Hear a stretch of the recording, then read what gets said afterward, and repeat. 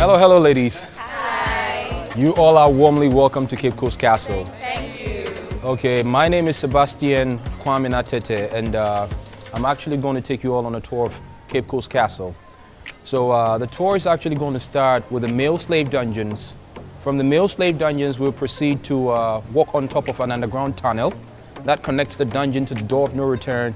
We will talk about the female punishment cell, female dungeon, door of no return itself, and then I'll take you to a place called condemned cell.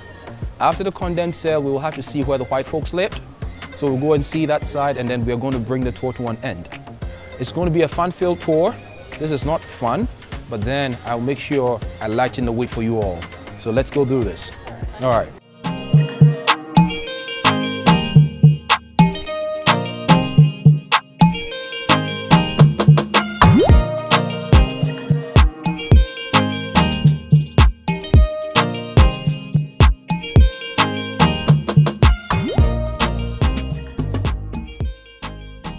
This room was designed for men who were seen to be much stronger and much more aggressive. They will always fight. So they will put them here and lock them up, separate them from the others. The last room was for the youngest of the male captive. The normal men will be in the 3 rooms in the middle. Well, that was the only source of light and air. So if I turn off the light right now, it's going to go dark in here. This is it. And they'll be staying in it like this. So all the time, this messed up their sight when they were taken out. All right, let's continue.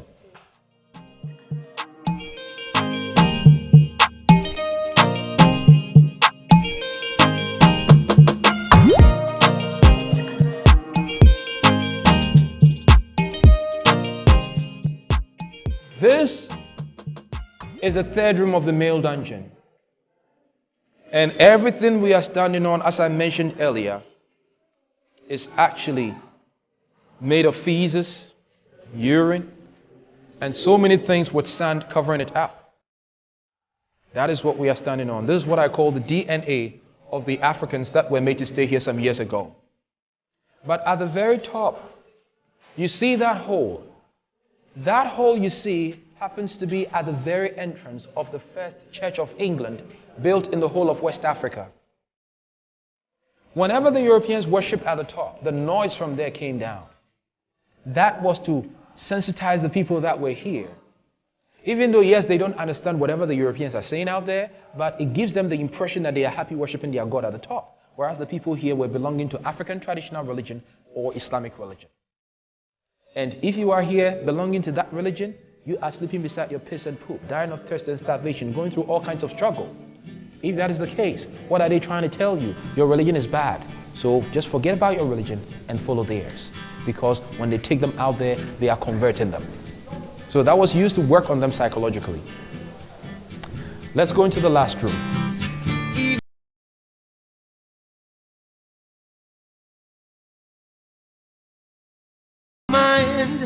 Today is my 3rd time here. Really, today's my 2nd time, and trust me, the first time I came, I didn't listen to anything the tour guide said, but today I got to listen to every bit of it, and trust me, I don't even know how to feel about it. Same here. Listening to the tour guide tell us the story behind the slave trade was really, really sorrowful. Looking at how our ancestors struggled and all of that is really, really sad. The last room has got more light than the other rooms we've seen with light bulbs, obviously. It's because the exit for the men was here. But before we talk about the exit, the shrine you see here is an active shrine. Nana Tabir Shrine. It's believed by the indigenes that, this gives the fisher folks bumper harvest and it gives the women children. But this wasn't here during the slave trade. It was taken out of here into the town by the chiefs that gave this land out. But around 1960, Ghana became republic after independence in 1957. The chiefs had come to realize the Europeans have left entirely. They will never return here, not to talk of this place. So they decided to come.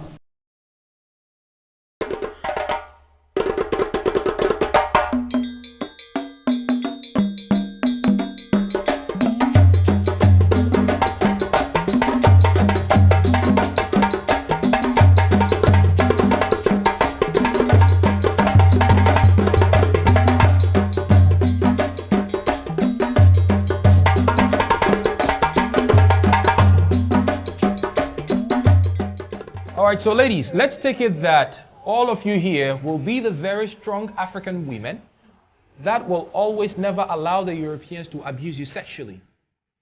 You will always try to escape from the castle. They will bring you here for about a week maximum.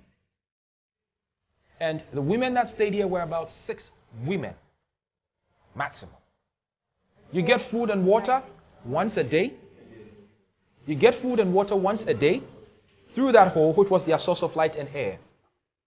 You will defecate and urinate in the hole right here. And this was locked up with a very heavy door like the one you saw on the condemned cell for the men. Sometimes people will end up here a week. They'll go back to the dungeon and stay there for a week or more before a ship will arrive for them. Sometimes too, you find yourself here, the next day there is a ship, you will leave. People came here and lost their lives. They were thrown into the sea.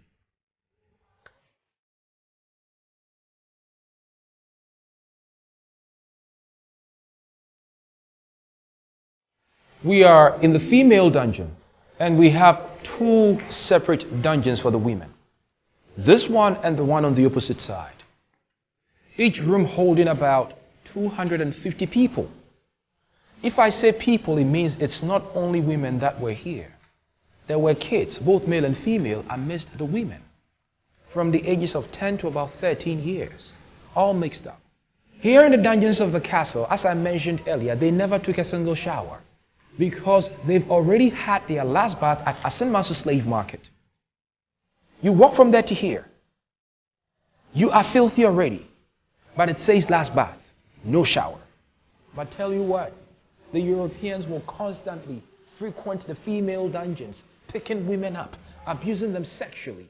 So much so that sometimes they'll find some of the women showing signs of pregnancy in the dungeon. They had houses out of the castle where they care for them. Do you have your baby? The baby will be groomed. They grow up becoming interpreters, clerks, secretaries, and all of that, bridging the gap between the local African community and the European communities.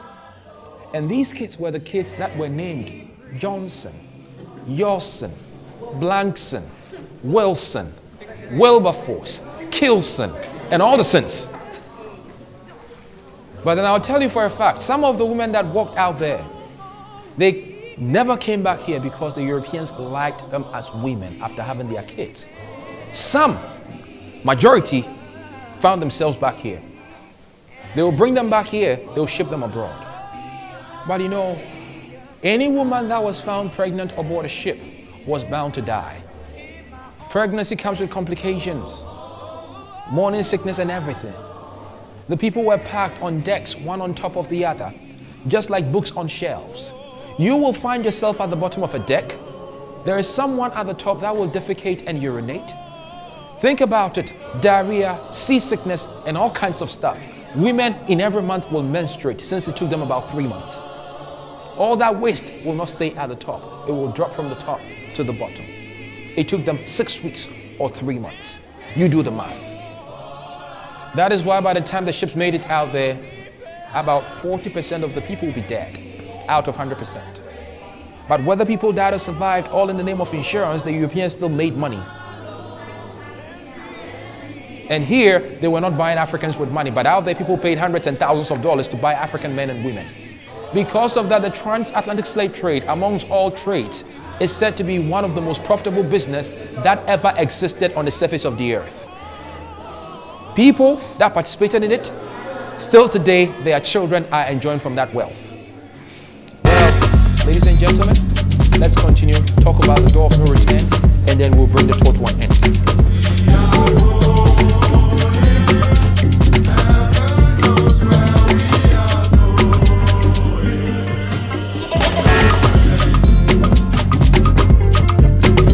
So ladies, whoever walked out of the door of no return never ever went back in. You walk out of the door forcefully. You walk down the stairs right here. The soil down there becomes the last African soil they ever touched in Africa. Because the boats were right here on the shore. You're going to get on the boat. It will take you to the ship about a mile away. The ship will leave Africa entirely. Anybody that came out lost their name, their family, their dignity, everything was taken.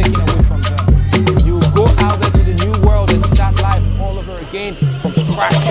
But at the back of the door of no return, we have door for 10 there, which allows us to go back to the castle. Why is it door for 10 now?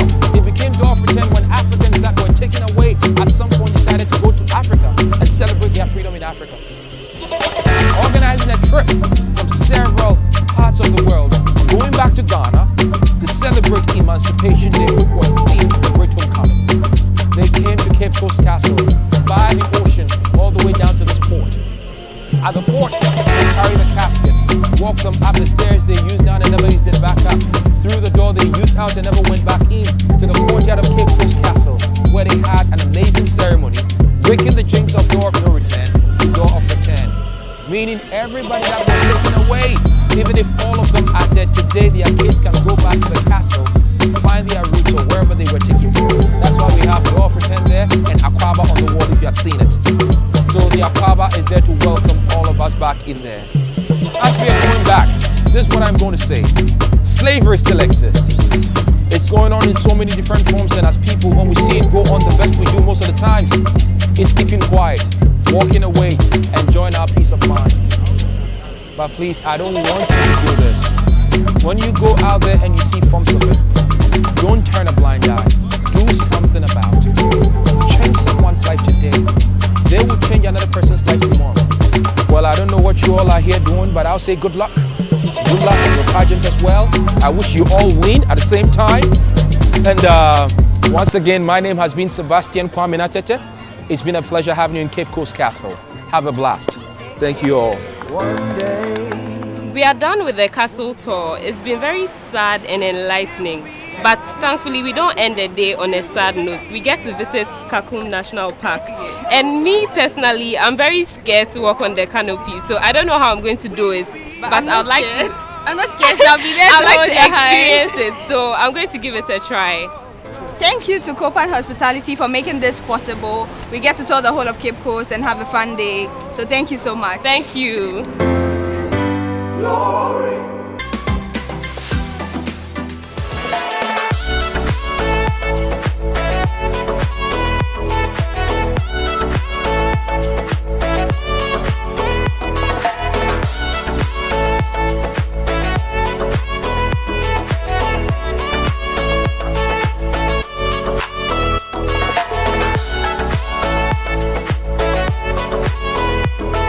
Ago. Ago. Once again, you are welcome to Kakum Conservation Area. Kakum actually begins from here. So, where I'm standing, I hope you can see me. You have the boundary. I hope you can see. That's the boundary of the national park. So it's all starts from here.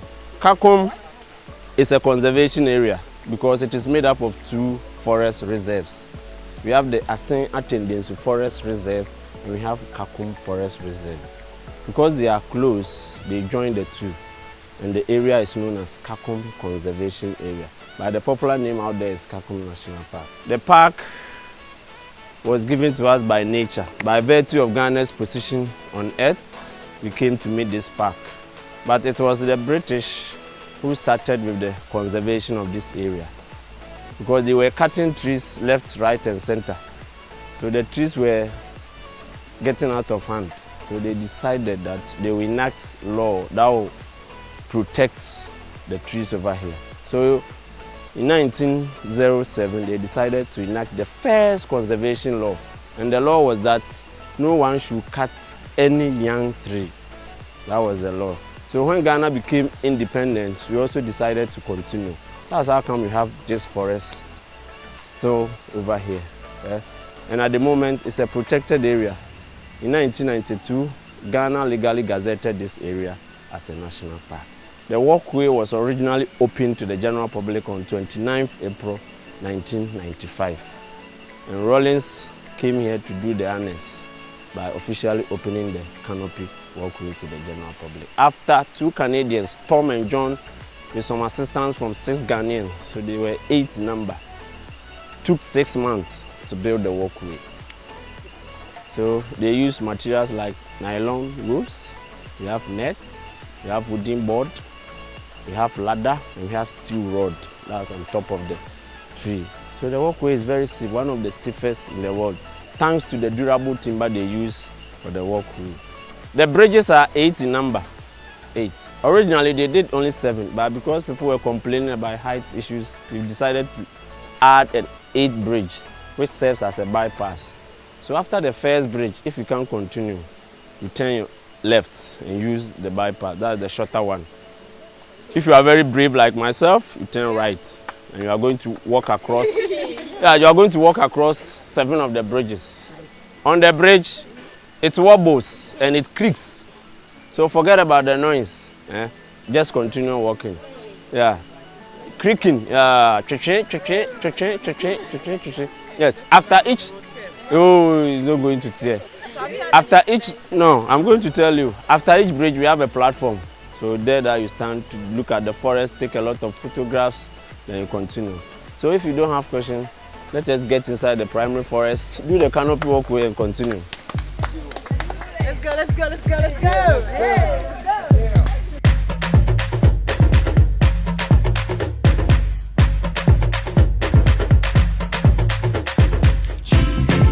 So the canopy walkway experience all start from here. We are going to take the first step here. This is the first bridge, the first of 8. So after this, you decide left or right. Left for short, right for long. So ladies, we are finally at Kakum National Park and we have the option of choosing the long way or the short way. Which one do you prefer? Long way. Okay, then we are going long. Let's do this. Let's do this. Yes, girls. Let's go.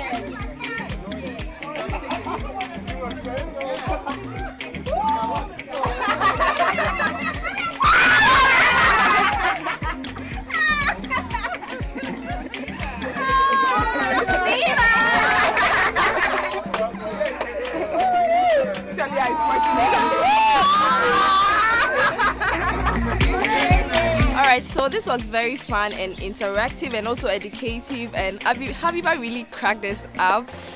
She made it really fun. She was crying the whole time. I wasn't expecting it because Habiba looks like someone who is a very strong girl. And then also our producer was very scared, so she insisted we do the 3 walks instead of the 8 walk. Yes. But it was fun. I wanted to do it again. It was really Yeah, I really wanted to go for the 8 walk. I've done this before, and I think the second time I wasn't really scared as the first time. So yeah, it was fun. I've also been here, but I was young. I was really scared, but I think this was okay and it was fun. Thank you, Copan Hospitality, for this wonderful experience. We love you. Mwah.